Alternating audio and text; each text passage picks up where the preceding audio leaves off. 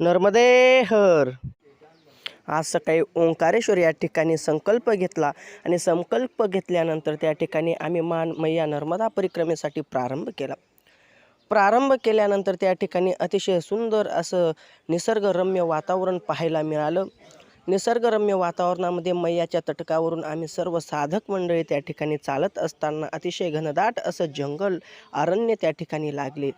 दगडी धोंडे या सर्वांचा सामना करत करत आम्ही त्या ठिकाणी आलो. या ठिकाणी नर्मदा आणि कावेरी यांचा संगम आपल्याला पाहायला मिळाला.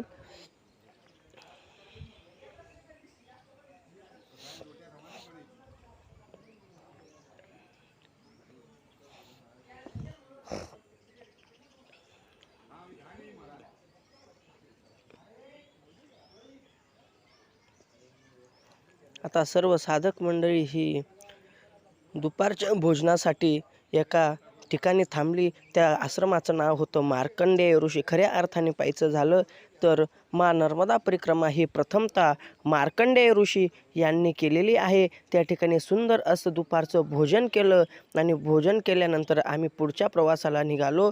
पुढच्या प्रवासाला निघाल्यानंतर 2-2.5 किलोमीटर चालून झाल्यावर सर्वजण म्हटले आता थोडीशी विश्रांती केली पाहिजे, दुपारचं वेळ आहे, ऊन देखील तापले होते. तर आम्ही त्या ठिकाणी मौनी बाबा म्हणून फार मोठा सुंदर असा साधकांच्या निवास व्यवस्थेसाठी आश्रम तयार केलेला आहे आणि त्या ठिकाणी आम्ही सर्व साधक मंडळी त्या ठिकाणी निवासासाठी गेलो. त्या ठिकाणी गेल्यानंतर त्यांनी देखील भोजनाला वगैरे आग्रह केला, परंतु आम्ही आत्ताच भोजन केलेले आहे, आम्हाला फक्त विश्रांतीची गरज आहे.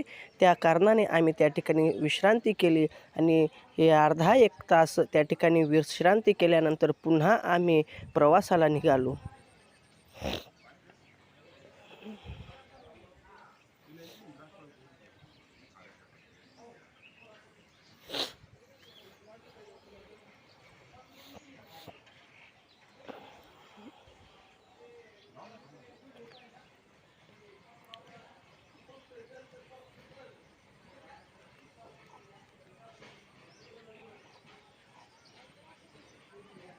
आता तेथून पुन्हा निघत असताना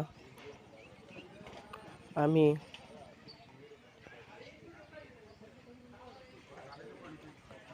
आता सायंकाळची वेळ होती आणि सायंकाळच्या वेळेस आमच्यातील 3 जण हे रस्ता चुकले होते, परंतु त्या ठिकाणी एकत्र आले आणि एकत्र आल्यानंतर आता आम्ही सायंकाळच्या मुक्कामाला वृंदावन आश्रममध्ये गेलो. वृंदावन आश्रममध्ये गेल्यानंतर त्या ठिकाणी आमचा सर्व काही नित्यनेम होता, तो नित्यनेम उरकला.